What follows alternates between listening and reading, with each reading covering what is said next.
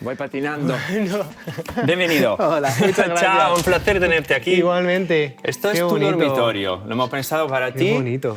Nos sentamos Por supuesto. en el frío y vamos a hablar un poco del mundo del dormitorio, donde descansamos. Yo sé que tú acabas de volver a España. ¿Cómo has organizado tu dormitorio ahora? Uy, ahora todavía no lo tengo 100% planificado todavía. Sigo con las cosas que han dejado mis padres, con las que tengo yo, y estoy haciendo un poco de remodelación en casa. ¿Y cómo quieres hacer la remodelación? Pues quiero poner de momento una cama con... Inspírate un poco. Sí, una cama con un somier. Quiero tener también una parte trasera alta, todavía no sé los colores. Un poco, no lo sé. Inspirándome a lo mejor con lo que estamos viendo. La verdad es que me gusta mucho. Sí. Siempre he utilizado más en una casa, sobre todo en Toronto, el blanco, el negro y el rojo. Sí, siempre. Sí. ¿O hace... En la casa de Toronto, porque cogí blanco, cogí negro y ya digo, si tengo que poner algún detalle, pues cojo lo fácil, a lo mejor la cosa más fácil. Pero mira, me has dado una nueva idea. ¿Y tu cama cómo es en Toronto? En Toronto era una cama grande, de 2x2, negra, baja, era una cama baja, Sí, negra. como oriental. Sí, y luego utilizaba también en la funda, utilizaba también los tres colores que hemos hablado, ¿no? Ya, los tres. Depende. Hay veces que ponía la base blanca, luego rojo y negro en los cojines, en la almohada. Bueno, también vamos a fase, ¿no? Hay fases de nuestra vida que tienen colores Sí. distintos. A ver cuál será el nuevo color, ¿no? de tu nueva etapa. Ahora una de las habitaciones que tengo, quiero hacer también una especie de chill out, ¿no? Con luces más bajas, con unos palés, con sofás. Ajá. Ahora es lo que... Yo creo que el momento estoy un poco de ese mundo, del mundo más relajado, de los Ajá. colores también más relajados, más de baja intensidad. Bueno, la relajación es súper importante para ti, porque tú haces un trabajo con el cuerpo increíble. Entonces, la cama, yo no soy deportista, pero cuando miramos a la cama es como el lugar donde nos relajamos, desconectamos, nuestro cuerpo nos recupera un poco. Recupera energía, recupera el cansancio, el sueño. Además, dicen que una de las cosas más importantes también para los deportistas es el propio descanso, el descanso y la alimentación. Exacto. Entonces, no nos podemos olvidar de que una habitación y tu cama tiene que estar en buenas condiciones y bien aireada, bien estructurada. Y cuando viajabas, por ejemplo, también es difícil ahí, ¿no?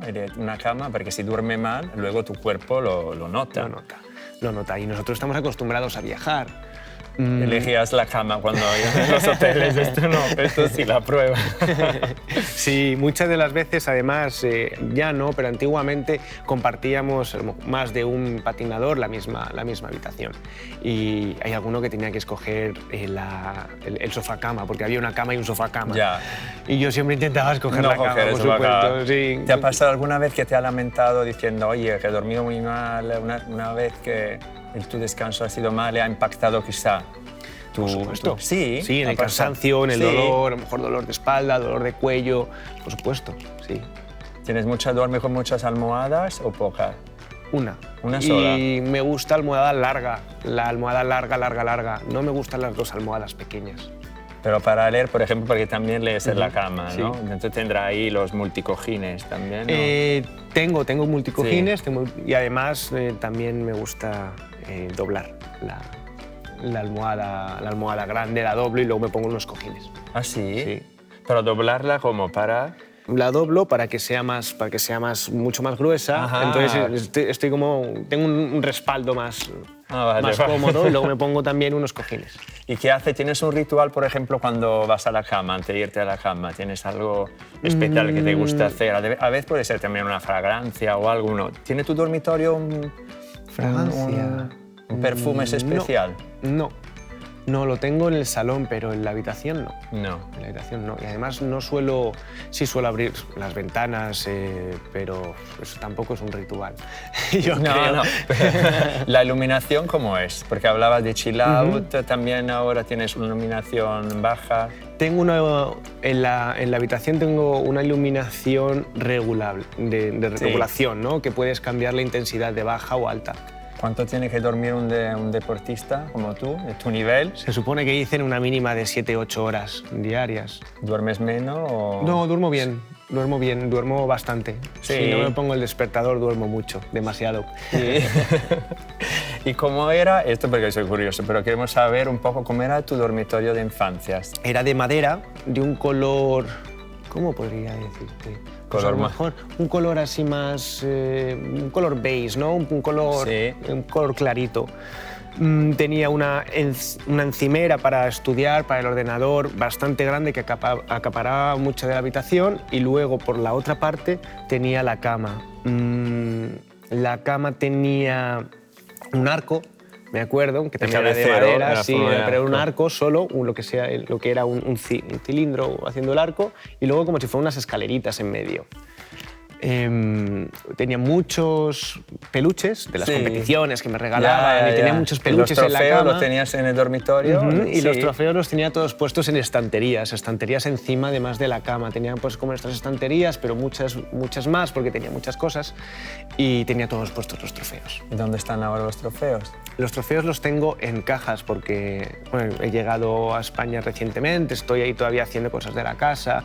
Mis padres también hicieron reformas en la suya, entonces metimos todos en cajas. Todavía los tengo ahí hasta saber dónde los voy a poner. Hablando de cajas, quiero saber ahora si eres ordenado, porque al final esta caja tendrán que buscar un sitio. Sí. Entonces, ¿eres ordenado tú espontáneamente o...? Yo tengo un problema, ¿vale? Soy ordenado cuando la casa está ordenada. Cuando tengo un poco de desorden en la casa, pues de cajas, empiezas a a sacar cosas de las cajas, no sabes dónde ponerlas, las dejas aquí, allí. Entonces es como cambio, ¿no? De la manera ordenada que soy a la manera totalmente desordenada. Digo, porque como la casa ya está patas arriba, entonces ya da igual que dejes un plato. Necesita una institutora, alguien que te diga. Sí, por supuesto, necesito a mi madre. Sí. Entonces ahora está con las cajas. Ahora estoy con las cajas. Sí, mi casa es un poco desorden ahora mismo, pero me gusta el orden. Sí me gusta. ¿Y cómo te organizas como el armario de un deportista? ¿Está todo súper organizado o...? Pues ahora mismo mi armario es un dilema también, porque tengo tanta ropa ahora mismo, sobre todo tengo que juntar la ropa de elegante, la tantísima ropa que tengo de deporte, de los sponsors que me han ido dando. Entonces tengo tanta ropa que no me caben en un armario. Y estoy también abriendo cajas de ropa y organizando un poco. Sí que la ropa la tengo muy organizada, eso sí, dentro del armario está todo muy organizado, porque no me gusta planchar una camisa, luego sacar la camisa y tener que volverla a planchar, ¿no? Y entonces el armario sí que me gusta tenerlo bien. Tú sabes que perdemos muchísimo tiempo buscando nuestras cosas en nuestro dormitorio, que hay como una media de 66 horas la semana buscando los objetos, que vamos a un año en la media, ¿eh? ¿Ah, sí? A un año son como 2 días al año, y en tu vida son como 6 meses de tu vida buscando las cosas. ¿Cuál es la última cosa que has buscado en tu cuarto que no encontraba? Yo, por ejemplo, las gafas.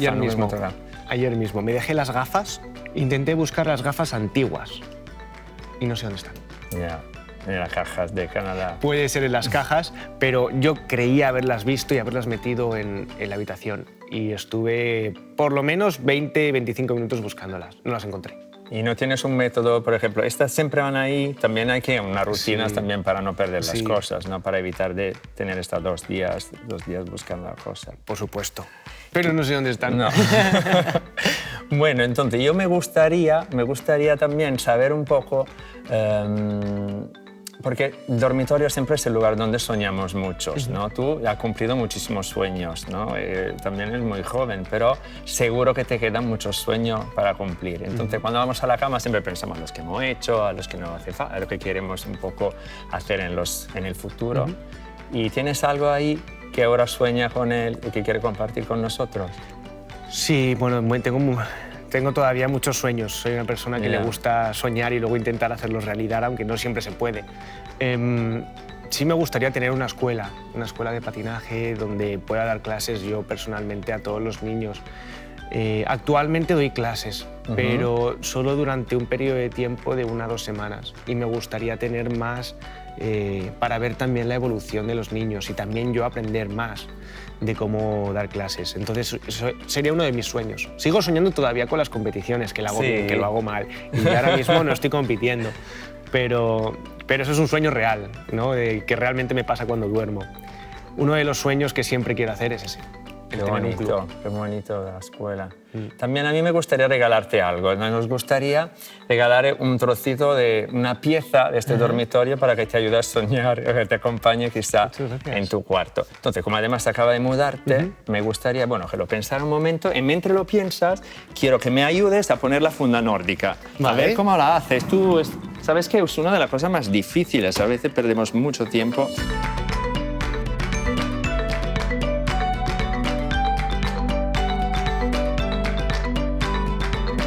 Javier, entonces, para acompañar tus sueños... La cama. La cama, sí. Hecho. Hoy un placer. Igualmente. Muchísimas gracias, un placer conocerte. Igualmente. Y te acompañamos juntos. Vale, genial. Entonces. Primero, patinando. Muchas gracias.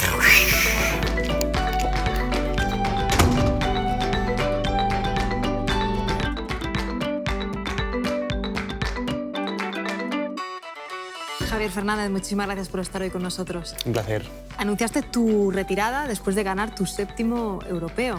Correcto. ¿Echas de menos competir? Echo de menos competir, no mucho, no. Echo más de menos el entrenamiento, la rutina, el estar con el equipo de entrenamiento, con los patinadores, los profesores.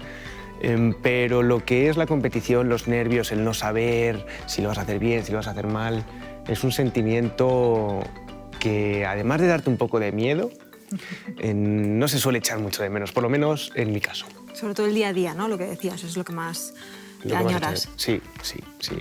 Además, porque la vida ahora es un poco más, no descontrolada, pero tiene más altibajos. A lo mejor por las mañanas, algunos días tienes que trabajar, otros días por las tardes, otros días por las noches, otros días no tienes nada, otros días tienes viajes.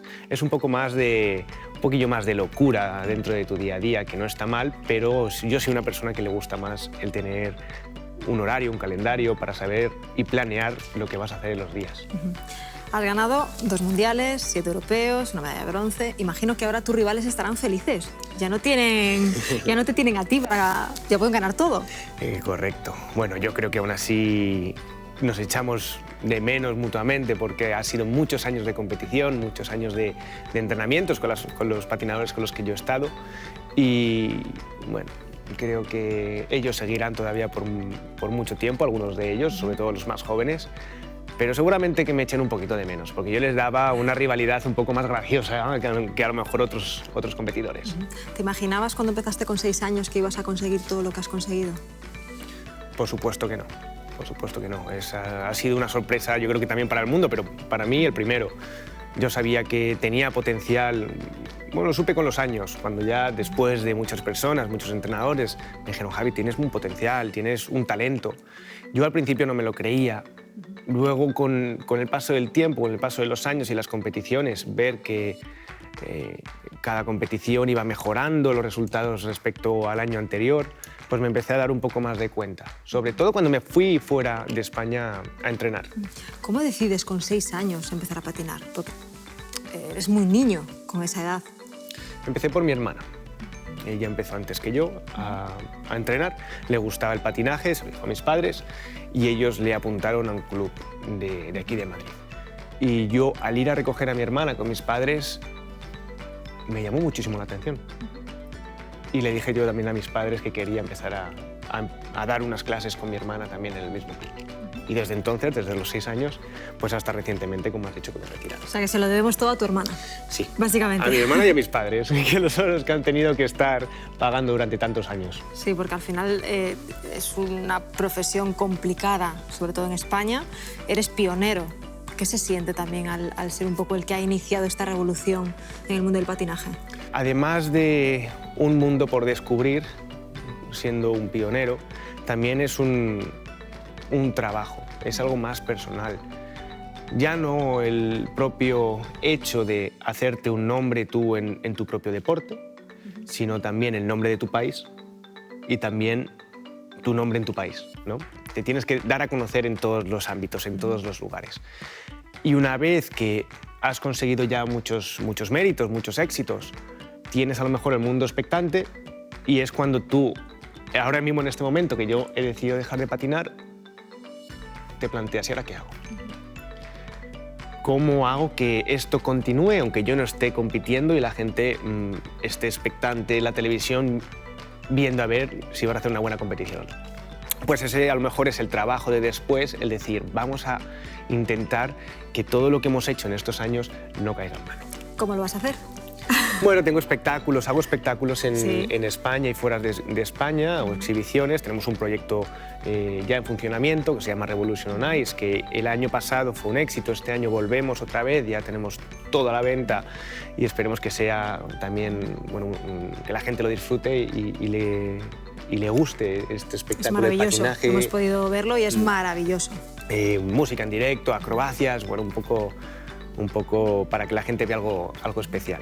Además de eso, sigo trabajando con los sponsors, sigo dando conferencias a empresas, a universidades. Bueno, sigo estando ahí, ¿no?, como a lo mejor un personaje público. Y creo que manteniendo este ritmo, además de hacer también conectado con el patinaje, pero manteniendo el ritmo también de estar enfrente de las personas y que me sigan viendo, creo que es una buena manera para hacer que también los niños y las niñas se den cuenta de que es un deporte más, que es un deporte que no va a desaparecer y que dentro de, ya no solo yo, pero también queremos hacer que este deporte sea uno de los deportes más practicados de España, que sé que es complicado, pero lo estamos intentando. Javier, ¿dónde te ves dentro de 20 años? Dentro de 20 años me veo dando clases de patinaje en un club. Yo quiero aquí en España, es mi reto, es mi meta, pero nunca se sabe lo que puede pasar. A lo mejor ya me han ofrecido el irme a Canadá, a lo mejor me ofrecen irme a otros sitios, pero yo quiero aquí, yo quiero crear una escuela para ayudar, tanto como me han ayudado a mí, pues ayudar a esa juventud, a esos niños, niñas, a conseguir sus sueños. Todos queremos que te quedes aquí, Javier. Muchísimas gracias por estar hoy con nosotros. Ha sido un verdadero placer. Un placer.